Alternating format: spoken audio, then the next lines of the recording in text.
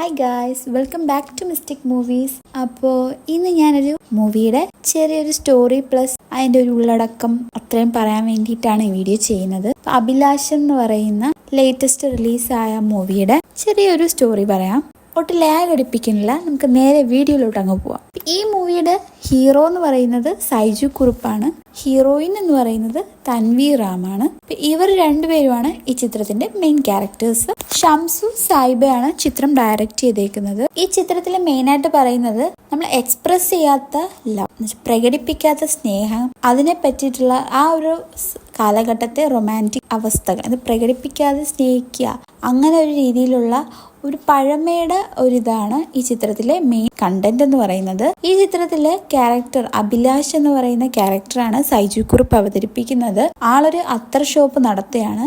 ആ അത്തർ ഷോപ്പിൽ കൊറിയർ ബിസിനസ്സും എല്ലാം കൂടെ ഉള്ളൊരു അത്തർ ഷോപ്പാണ്. അപ്പൊ അദ്ദേഹത്തിന്റെ റിയൽ ബിസിനസ് എന്ന് പറയുന്നത്, അയാൾ ഈ ബിസിനസിന്റെ ഇടയിൽ കൂടെ ചെയ്യുന്ന മെയിൻ പരിപാടി എന്ന് പറയുന്നത്, ഷെറിൻ എന്ന് പറയുന്ന തന്റെ ബാല്യകാല സുഹൃത്ത്, അതായത് തൻവി റാം, ഷെറിനോട് തന്റെ ഫീലിങ്സ് പറയാൻ വേണ്ടിയിട്ട് വല്ലാതെ കഷ്ടപ്പെടുന്നതാണ് മെയിൻ കാര്യം. ഷെറിൻ എന്ന് പറയുന്നത് വിവാഹിതയായിരുന്നു, പക്ഷെ ഇപ്പൊ ആള് വിധവയാണ്. കാരണം ഭർത്താവ് മരിച്ചു, ഒരു കുഞ്ഞു മാത്രമേ ഉള്ളൂ, പെൺകുഞ്ഞും കൂടെ അവർക്കുണ്ട്. അപ്പോൾ അതുകൊണ്ട് തന്നെ എങ്ങനെ അവരെ തന്റെ ഫീലിങ്സ് എക്സ്പ്രസ് ചെയ്യുമെന്ന് പേടിച്ചുകൊണ്ടിരിക്കുന്ന ഒരാളാണ് അഭിലാഷ്. ഈ ഷംസു സായിബ തന്നെയാണ് മണിയറയിലെ അശോകൻ എന്ന മൂവി ഡയറക്റ്റ് ചെയ്തേക്കുന്നത്. ആളുടെ ഫസ്റ്റ് മൂവിയായിരുന്നു അത്. അഭിലാഷ് കുമാർ എന്ന് പറയുന്ന ആള് കോട്ടക്കലില് ഒരു സ്വന്തമായ ഒരു അത്തർ ഷോപ്പും ഒരു കൊറിയർ സർവീസും ഉണ്ട്. ആളാണ് നമ്മുടെ കഥയിലെ ഹീറോ. അയാള് തന്റെ ചൈൽഡ്ഹുഡ് ഫ്രണ്ടായിട്ടുള്ള ഷെറിനുമായിട്ട് ഇഷ്ടത്തിലാവുന്നു. ഷെറിൻ എന്ന് പറയുന്നത് ഒരു സിംഗിൾ മദറാണ്. അപ്പോൾ കുഞ്ഞുണ്ട്, ഒരു പെൺകുഞ്ഞുണ്ട്. ഹസ്ബൻഡ് മരിച്ചുപോയി. അങ്ങനെ തിരിച്ച് വീട്ടിൽ വന്ന് താമസിക്കുകയാണ് ആളിപ്പോൾ. ഷെറിന്റെ തിരിച്ചു വരവ് അഭിലാഷിന് വളരെയധികം സന്തോഷം കൊടുത്തിട്ടുണ്ട്. പിന്നെ വളരെ വലിയൊരു ഹോപ്പും കൊടുത്തു. കാരണം ചിലപ്പോൾ കിട്ടിയാലോ, അങ്ങനെ ഒരു ഹോപ്പും അഭിലാഷിന്റെ ഉള്ളിലുണ്ടായിരുന്നു. പക്ഷെ ആൾക്ക് ഭയങ്കര പേടിയാണ്. ഷെറിനോട് തന്റെ ഫീലിങ്സ് പറയാൻ ഭയങ്കര പേടിയുമാണ്. നമ്മൾ ഈ ചിത്രത്തിൽ കാണുന്നത് ആ ഒരു ഫീലിങ്സ് എക്സ്പ്രസ് ചെയ്യാൻ അയാൾ എടുക്കുന്ന എഫേർട്സ് ആണ് ഈ മൂവിയിൽ നമ്മൾ മൊത്തം കാണുന്നത്. വളരെ കോമഡി മൂവിയാണ്, നല്ലൊരു കോമഡി മൂവിയാണ്. ഈ ചിത്രത്തിൽ നമ്മുടെ അർജുൻ അശോകനും ഒരു ക്യാരക്ടർ അവതരിപ്പിക്കുന്നുണ്ട്, താജു എന്ന ക്യാരക്ടർ. ഈ ചിത്രം മെയിനായിട്ടും കുറേ കഷ്ടപ്പെട്ടിട്ടുണ്ട് ഈ രണ്ടുപേരുടെ ക്യാരക്ടേഴ്സിനെ തമ്മിൽ ഒന്ന് റൊമാൻറ്റിക് ആക്കി ഒന്ന് പെയർ ആക്കാൻ വേണ്ടിയിട്ട് ഒരുപാട് കഷ്ടപ്പെട്ട് ചെയ്ത പോലെ നമുക്ക് ഫീൽ ചെയ്യും. ചില സ്ഥലങ്ങൾ കാണുമ്പോൾ അഭിലാഷിന്റെ കൂട്ടുകാര് അഭിലാഷിനെ ഹെൽപ്പ് ചെയ്യുന്നതും എങ്ങനെയെങ്കിലും എക്സ്പ്രസ് ചെയ്യാൻ വേണ്ടി അവനെ കോൺഫിഡൻസ് കൂട്ടുന്നതും ഒക്കെ ചിത്രത്തിൽ കാണിക്കുന്നുണ്ട്.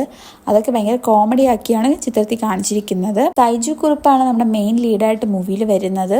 പക്ഷെ ആ ചിത്രത്തിന് എന്തുകൊണ്ടോ സൈജു കുറുപ്പിന്റെ ആ ഒരു ക്യാരക്ടറിനോട് ചേരുന്ന ക്യാരക്ടർ അല്ല അഭിലാഷ് ആയിട്ട് നമുക്ക് തോന്നും. ഈ അഭിലാഷം എന്ന മൂവിയിൽ തൻവി റാം അവതരിപ്പിച്ച ക്യാരക്ടറും അതുപോലെ സൈജു കുറുപ്പിന്റെ ക്യാരക്ടറും രണ്ടുപേരും സെയിം ഏജ് ആണ്. നമുക്ക് ഒരിക്കലും അങ്ങോട്ട് അക്സെപ്റ്റ് ചെയ്യാൻ പറ്റില്ല. ഇവർ രണ്ടുപേരും സെയിം ഏജ് ആണെന്ന് തന്നെ അക്സെപ്റ്റ് ചെയ്യാൻ പറ്റില്ല. അതാണ് മെയിൻ കാര്യം. തൻവി റാം ഷെറിൻ എന്ന ക്യാരക്ടർ നന്നായിട്ട് തന്നെ ചെയ്തിട്ടുണ്ട്.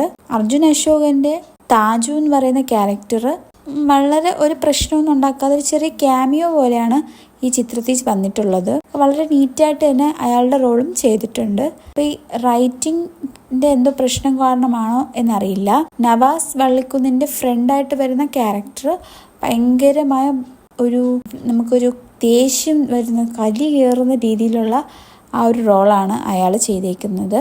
അഭിലാഷം എന്ന ഒരു മൂവി എന്ന് പറയുന്നതിന്റെ പേരിൽ തന്നെ ഉണ്ട്, മീൻസ് ഒരു ആഗ്രഹം, അത് നേടിയെടുക്കാൻ വേണ്ടി ഉള്ള ഒരു ശ്രമം. അതാണ് ഈ ചിത്രത്തിന്റെ മെയിൻ കാര്യം. കുറേ വലിച്ചു നീട്ടാതെ ക്ലൈമാക്സ് കുറച്ചുകൂടെ ഇതാക്കിയിരുന്നെങ്കിൽ മൂവി കുറച്ചുകൂടെ രസമായിരുന്നേനെ. ഒരു 20 മിനിറ്റ് ഡ്രാമ, ഒരു 20 മിനിറ്റ് ഷോർട്ട് ഫിലിമിന്റെ കണ്ടന്റ് മാത്രമേ ചിത്രത്തിലുള്ളൂ. ഭയങ്കര ലാഗ് അടിപ്പിക്കുന്ന ഒരു ചിത്രമായിട്ടാണ് എനിക്ക് ഫീൽ ചെയ്തത്. പ്രത്യേകിച്ച് പറയാൻ വേണ്ടിയിട്ട് പ്രത്യേകിച്ച് കാര്യങ്ങളൊന്നും ഈ ചിത്രത്തിലില്ല.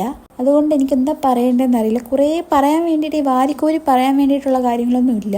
ഇവർ തമ്മിൽ അങ്ങോട്ടും ഇങ്ങോട്ടും ലിങ്ക് ആവാൻ വേണ്ടി ചെയ്യുന്ന കാര്യങ്ങൾ അത് കോമഡി ആയിട്ട് കാണിച്ചേക്കുന്നു. അത് പറയണമെങ്കിൽ ഫുൾ മൂവിയും കണ്ടാൽ മാത്രമേ നിങ്ങൾക്ക് മനസ്സിലാവുള്ളൂ. കോമഡിയാണ് മെയിൻ എലമെന്റ്. ഇത്രയൊക്കെ ഉള്ളൂ. ഈ ചിത്രത്തെ പറ്റി പ്രത്യേകിച്ച് വലുതായിട്ട് നീട്ടാനായിട്ടിട്ട് ഒന്നുമില്ല. ഒരു പ്രാവശ്യമൊക്കെ കാണാം. പിന്നെ ചിരിക്കണമെങ്കിൽ ഈ മൂവി ബെസ്റ്റാണ്, ചിരിക്കാം. ഇത്രയൊക്കെയാണ് ഈ മൂവിയെ പറ്റി എനിക്ക് പറയാനുള്ളത്. നിങ്ങൾ ആരെങ്കിലും മൂവി കണ്ടിട്ടുള്ളവരുണ്ടെങ്കിൽ ജസ്റ്റ് നിങ്ങളുടെ അഭിപ്രായം ഇതുപോലെയാണോ അല്ലയോ എന്നൊന്ന് കമൻറ്റ് ചെയ്യുക. കാണാത്തവർ ഒന്ന് കണ്ടിട്ട് നിങ്ങളുടെ അഭിപ്രായം കമൻറ്റ് ചെയ്യണം. അപ്പോൾ ഈ ചാനൽ ആദ്യമായിട്ട് കാണുന്നവർ എന്തായാലും സബ്സ്ക്രൈബ് ചെയ്യണം കേട്ടോ. അപ്പോൾ ഇതുപോലെ കൂടുതൽ വീഡിയോസുമായിട്ട് ഞാൻ അടുത്ത് വരും. അപ്പോൾ അതുവരെ ബൈ ഗായ്സ്.